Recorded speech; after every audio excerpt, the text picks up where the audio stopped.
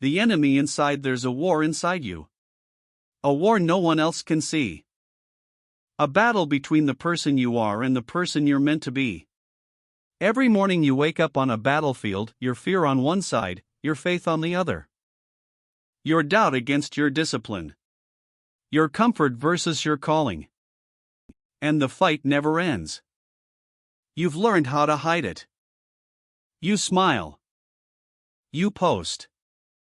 You keep moving. But inside, you're exhausted. Because no matter how far you go, something keeps pulling you back, a whisper in your head reminding you of every failure, every flaw, every reason to stay where it's safe. That's the war within. It's not about enemies outside of you. It's about the one living in your mind, the one that knows your weaknesses, your secrets, your fears. It's the voice that says, why bother? Why you? What if it never works? And little by little, you start to believe it. Not because it's true, but because it's familiar. And familiar pain always feels safer than unfamiliar growth. That's why most people lose this war, not because they're weak, but because they get tired of fighting themselves. They surrender their purpose for peace. They trade discipline for distraction. They choose silence over struggle. And slowly, without realizing it, they lose the war without ever knowing they were fighting the wrong enemy all along. Because the enemy was never the world. It was always you. Learning to fight back. Every person you admire, every leader, every creator, every fighter has fought this same war inside. The difference is, they stopped fighting against themselves and started fighting for themselves. They stopped feeding their fear and started fueling their faith. Because you can't win the war within by running from it. You win it by facing it. The moment you stop pretending you're fine and finally admit, I'm struggling. I'm scared. I'm tired. That's when the healing begins. Because acknowledgement isn't weakness, it's your first weapon.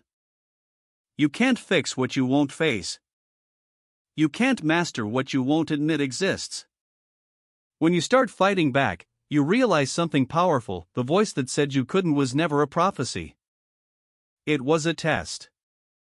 Every time you push through that voice, you reclaim territory in your own mind. Every time you show up tired, you prove that discipline is stronger than emotion. Every time you act despite fear, you remind your soul who's in charge. That's how you win this war, inch by inch, choice by choice, day by day. You don't need to win every battle. You just need to stop surrendering. Because even on the days you lose ground, you're still learning how to fight. And that's progress. You will always have fear. You will always have doubt. You will always have a part of you that wants to quit. But courage doesn't mean those voices disappear. It means you've learned how to lead them. You don't silence your weakness, you outwork it. You don't erase your fear, you move through it. That's what mastery looks like. Not perfection, persistence. Because you're not here to escape the war. You're here to win it. The victory within the war inside you will never fully end, but you can learn to command the battlefield. Every thought, every emotion, every reaction is a soldier under your command. You either control them, or they control you. When you stop letting fear lead.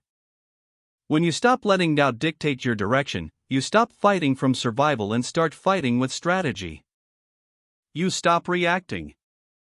You start responding. You stop panicking. You start planning. And that's when the chaos inside you begins to turn into control. See, most people think strength means never breaking. But real strength is breaking and rebuilding again and again, without losing faith in who you're becoming. Because growth doesn't mean peace. Growth means power.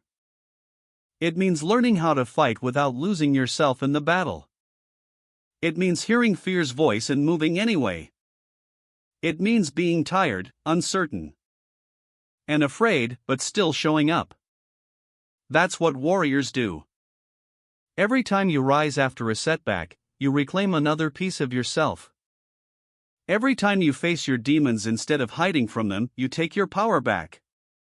And one day, you'll look at the same battles that once broke you and realize they built you.